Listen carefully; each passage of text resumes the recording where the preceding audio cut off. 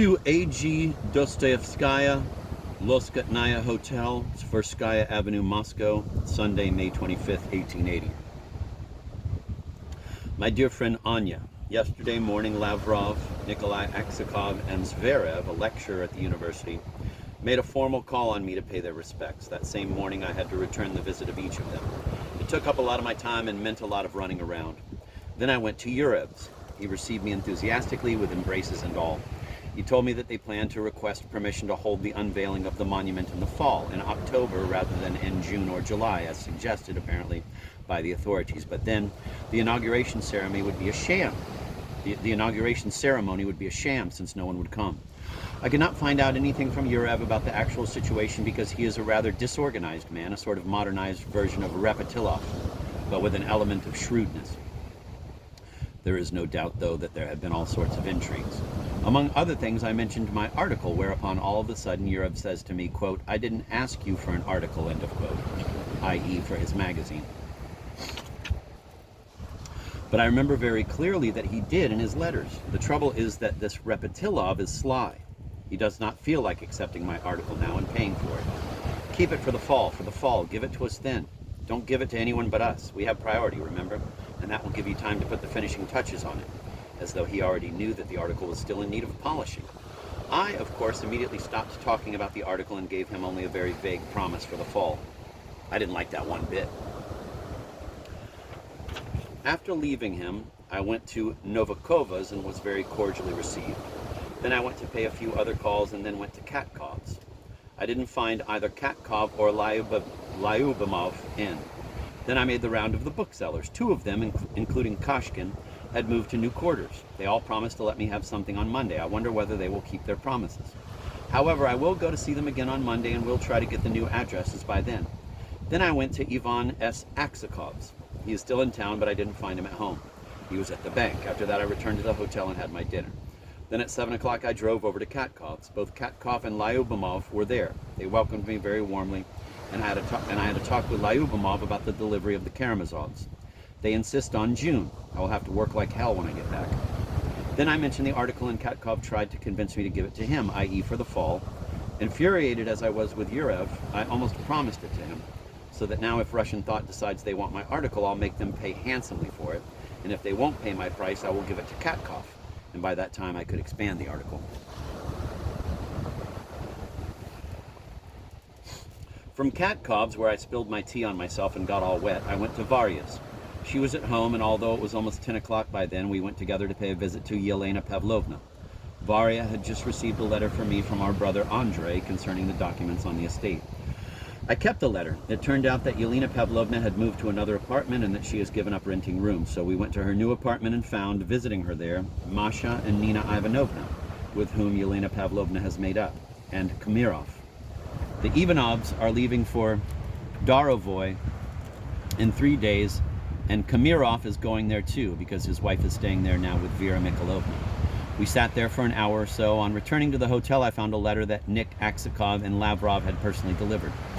They invited me to dinner on the 25th, i.e. today, and they will come and pick me up at 5 o'clock. It is organized by the staff of Russian Thought, but other people will be there as well. From what Yurev said, when I saw him, I gathered there will be from 15 to 30 people. I have the impression that the dinner is being given in honor of my visit to Moscow, i.e. that I am the guest of honor and that it will be in some restaurant. All these young Moscow literati are so eager to make my acquaintance. It's 3 o'clock now. In 2 hours they will come to pick me up, but I am still hesitating about what to wear. Frock coat or tails.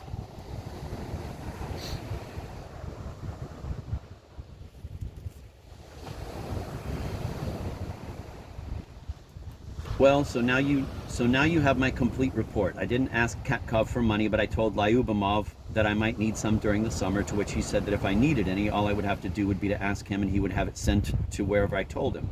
Tomorrow I will have to make the rounds of the booksellers, stop by Yelena Pavlovna's to see whether there's a letter from you, pay a visit to Mashinka, who is very anxious to see me, etc. The day after tomorrow, on Tuesday the 27th, I will leave for Rusa, but I'm not sure yet whether I will take the morning or the midday train. I am afraid, though, that they won't give me a chance to attend to my business tomorrow. Yurev kept screaming that he must talk and talk and talk with me and all that. Actually, it all bores me very much and my nerves are on edge. I don't expect I'll write you again unless something very special should happen. Goodbye, darling. I kiss you warmly as well as the children. Kiss Lilia and Fedya for me many times. I love you all very much. Your F. Dostoyevsky. May 25, 2 p.m. Postscriptum.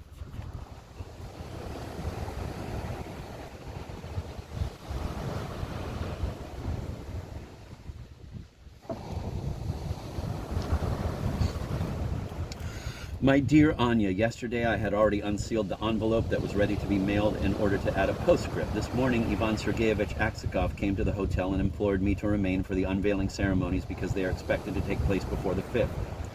He said that I could not leave, that I had no right to leave, that I exert great influence on Moscow, on the youth in general, and on the university students in particular, that my departure would jeopardize the triumph of our fundamental ideas, that after he had heard the outline of my speech at the dinner last night, he became utterly convinced that it was my duty to speak, and so on and so forth. He also pointed out to me that, being a delegate from the Slav Philanthropic Society, I couldn't leave, since all the other delegates had decided to stay on because of the rumor that the unveiling ceremonies were to take place soon.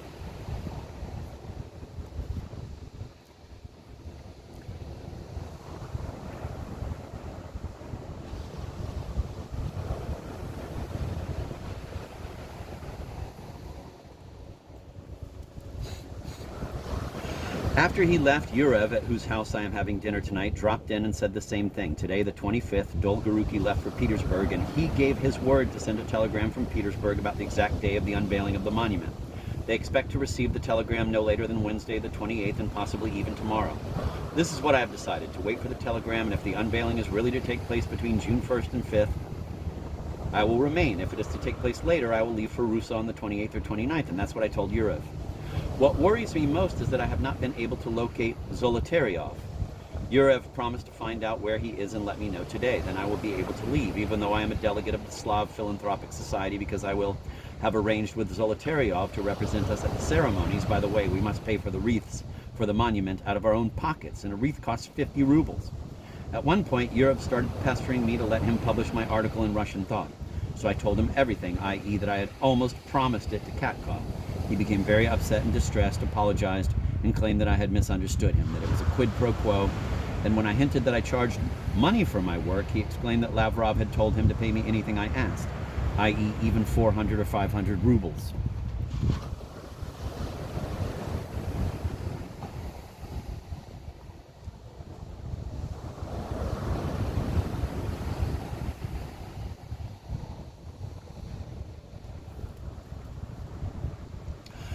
I also told Yurev that the reason I had almost promised the article to Katkov was to obtain a delay in publishing the Karamazovs, which could be explained to the public by the fact that the Pushkin article was appearing in place of the Karamazovs. But if I now give that piece to Russian Thought, it will look as if I asked Katkov for the delay so that I could work for his enemy Yurev. So imagine the position I am in. But it's Yurev's own fault. Katkov will be offended. Still, Katkov would not pay 100 rubles. Why, he's giving me only 300 rubles per printer sheet for the Karamazovs. And for an article, he surely wouldn't pay even 300 rubles. And that extra 150 rubles from Yurev would pay for the additional time I am spending here until the unveiling of the monument. In short, there is no end of troubles and complications. I don't know what is going to happen, but for the moment I've decided to stay here until the 28th. Therefore, unless the unveiling of the monument is scheduled for before the 5th, I will be back in Rusa on the 29th or 30th, having done my best before then to place my article somewhere or other.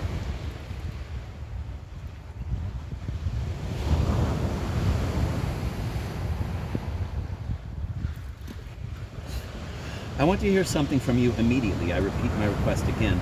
Will I really not get a single line from you while I am here? Write immediately to the addresses I mentioned yesterday in my letter, which you will receive together with this postscriptum. If you prefer, send me a telegram. Yurev said that today many people came to see him to protest. Why hadn't he let them know about yesterday's dinner party? There were even 4 students who came seeking admittance to the dinner. By the way, I had visits from Sukhomlinov, he is in town, Gatsuk, Viskovatov, and others. I'm off to the booksellers now. Goodbye. Once again, I kiss you all yours, F. Dostoyevsky. Yurev had already got hold of Iv Aksakov's article on Pushkin. That is probably why he was trying to dodge the issue the day before yesterday. But after hearing at dinner what I had to say about Pushkin, he probably decided that he must have my article, too. Turgenev has also written an article on Pushkin. Now these are the footnotes. The unveiling of the monument to Pushkin, which was planned as a major literary event, had been scheduled for the end of May. However, Maria Alexandrovna, the wife of Tsar Alexander II, died on May 22nd. The Tsar ordered that the unveiling be postponed until some other time. It was then rescheduled for June 4th, but was postponed again and finally took place on June 6th.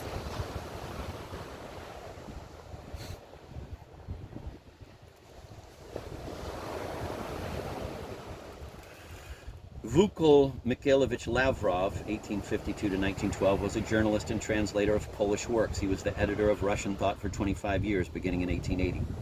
Nikolai Petrovich Aksakov, 1848 to 1909, was a theologian and historian and a contributor to several contemporary journals. Nikolai Andreyevich Verov, 1850 to 1917, was a professor of philosophy and the history of law at Moscow University. He later became deputy minister of public education and then head of the chief administration for press affairs. Repetilov is a character in Alexander Sergeyevich Griboyedov's play Woe from Wit, 1825.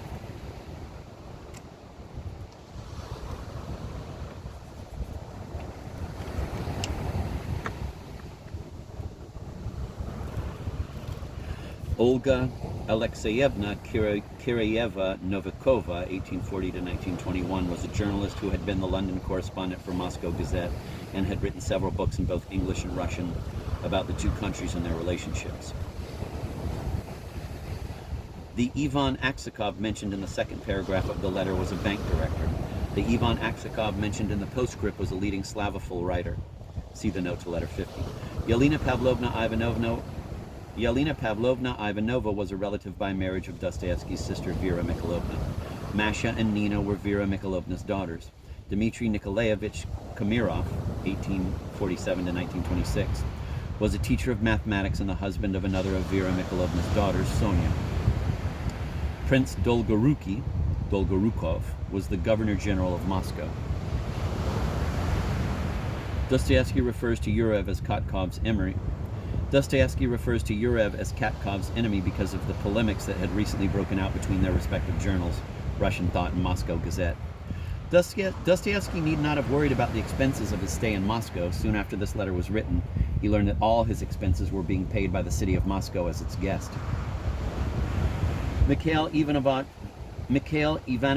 Sukhomlinov, 1828 to 1901, was the author of an 8-volume history of the Russian Academy of Sciences and of other works on Russian science and literature.